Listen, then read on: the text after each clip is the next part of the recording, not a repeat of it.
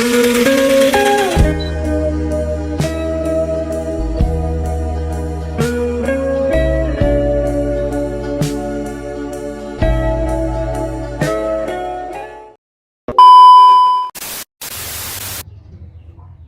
everyone, I am Monika in Panjaitan and today I am going to explain about inverted sentences. In this video, we will learn the definition, types, patterns, examples, and how inversion is used in English grammar. Let's begin. Have you ever heard a sentence like, never have I seen something like that? Or, here comes the bus. If yes, did you notice something unusual in this sentence? Normally in English we say, I have never seen something like that. Or, the bus is coming. So, why do these sentences change their structure? First, what are inverted sentences? Inverted sentences are sentences in which the normal order of the subject and the verb is reversed. Normally, English uses the structure subject plus verb plus object or complete. For example, she has finished her homework. Another example, I am happy.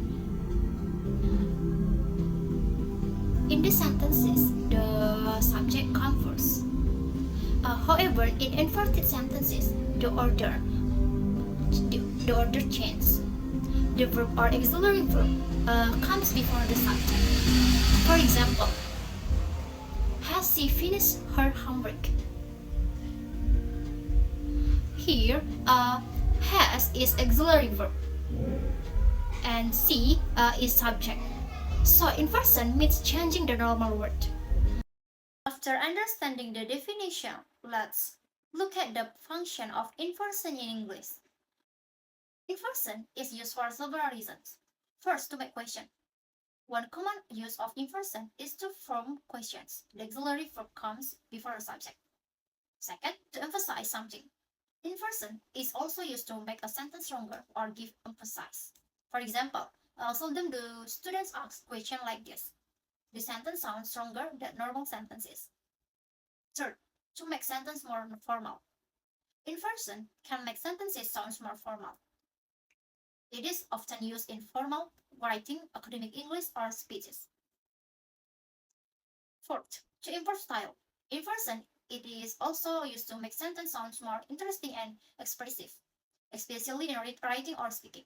For example, here comes the teacher. Another example, outrun the dog. This style can make the sentence sounds more dramatic and attractive. Now that we understand the meaning of inversion, let's move on to the types of inverted sentences. The first type is question inversion. Question inversion is the change in a sentence structure where the auxiliary verb or helping verb is placed before the subject to form a question. In normal sentences, the subject usually comes first. For example, she is ready. Another example, they can swim. But when we change them into questions, the auxiliary verb moves before the subject. For example, is he ready? Can they swim? So in question inversion, the word order changes from subject plus verb to auxiliary verb plus subject. These types of inversion is very common and is used in everyday English conversation. So that is the first type of inversion, question inversion. Now, let's move on to the second type, which is negative adverbial inversion. A negative adverbial is a word or phrase that has a negative meaning or it shows that something happens very rarely. When we place a negative adverbial at the beginning of a sentence, we usually use inversion. That means the auxiliary verb comes before the subject. Now, let's look at the pattern. For a normal sentence, subject plus verb plus a negative adverbial. And for inversion, negative adverbial plus auxiliary verb plus subject plus main verb. Let's look at some examples. The normal sentence is, I have seen just a few never. In sentence, I is the subject, have is the auxiliary verb, seen is the main verb, never is the negative adverbial. The inverted sentence is become never have I seen such a few, such a few. In the sentence, never is the negative adverbial, have is the auxiliary verb, I is the subject, seen is the main verb. So the negative adverbial moves to the beginning and the auxiliary verb comes before the subject. As shown in the table, there are several common negative adverbials.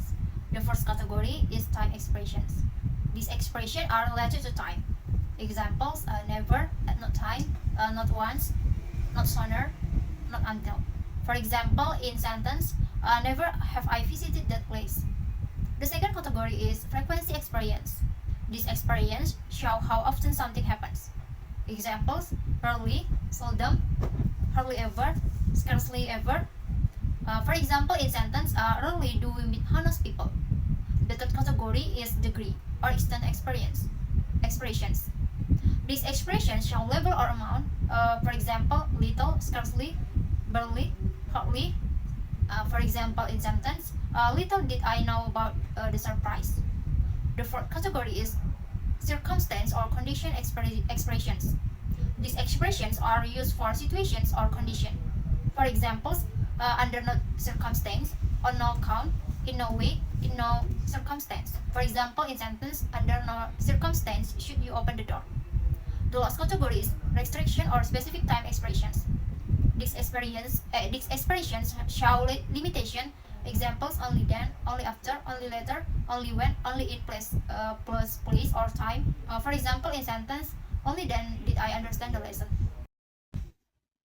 After learning negative adverbial inversion, let's continue to the third type, which is conditional inversion.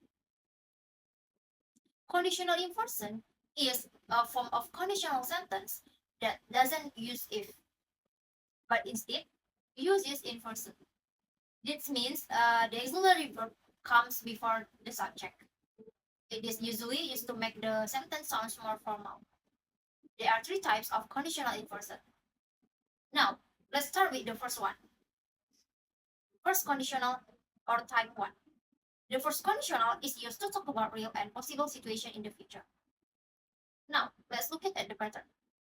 For a normal sentence, if plus subject plus present simple plus will plus verb or best form. For a conditional inversion, should plus subject plus verb or best form, comma, subject plus will plus verb.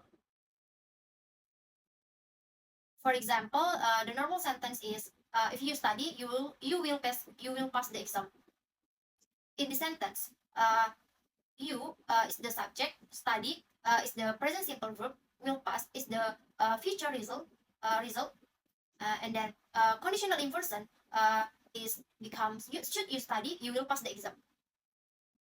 In the sentence, should is the auxiliary verb, you is the subject, and study is the main verb. So the word if is removed and should comes before the subject. And for reminder, should is a formal way of the saying if in conditional inversion. So the word if is removed and should comes before the subject. And for reminder, should is a formal way of the saying if in conditional inversion. Next, let's talk about the second type, which is a second conditional inversion. Second conditional or type 2. The second conditional is used to talk about unreal or imaginary situation in the present. The situations are not real now, but we imagine them. For example, we imagine having more money, more time, or being in another place. The pattern of the normal sentence. If plus subject plus past simple, comma, subject plus would plus verb or best form. And the pattern of conditional inversion for sentences using not be is where plus subject plus to plus verb, comma, subject plus would plus verb. And then for sentences using be verbs, the formula is verb where plus subject plus complement, comma, subject plus would plus verb. Examples for using verb not be. The normal sentence is if I had time, I would help you. In the sentence, I is the subject, had is the past simple verb, time is the object, would help, result cause. This means I don't have time now, but I imagine it. And conditional inversion, the inverted sentence is where I do have time, I will help you. So in the sentence, where is the auxiliary verb, I the subject, to have is the verb phrase, time is the object. So the word if is removed and where comes before the subject. And for example, for using he, the normal sentence is if she were here, she would help us. In the sentence, she is subject, where is verb, here is the complement. It means she is not here now. So the conditional inversion, where she her, where she here, she would help us. In the sentence, where is the verb, she is the subject, here is the complement. So again, it is removed and more comes before the subject. Finally, let's talk about the third type, which is third conditional inversion. Third conditional or type 3. The third conditional is used to talk about unreal situation in the past and their imaginary results. Usually, this type is used to express regret because the situation already happened and cannot be changed. Now, let's look at the pattern. For the third conditional, for a normal sentence is if plus the subject plus had plus verb 3 or past perfect, comma, subject plus would have plus verb 3. And the formula conditional inversion is have plus subject plus verb 3 or past perfect, comma, subject plus would have plus verb 3. For example, the normal sentence is if they had left earlier, they would have arrived on time. In the sentence, they is the subject, had left is the past perfect verb, would have arrived is the imaginary result. This means they didn't leave earlier, so they were conditional inversion. Is had they left earlier, they would have arrived on time. In the sentence, had is the auxiliary verb, they is the subject, left is the main verb or verb 3. So the word if is removed and had comes before the subject. So that's the explanation of inverted sentences and their types. Now to check your understanding, I have prepared 5 questions for you. I would like to invite everyone watching this video to answer this question in the comment section. If you have any question, feel free to comment. Thank you for watching this video. I really appreciate your participation. I will be happy to read your answer. See you in the next video.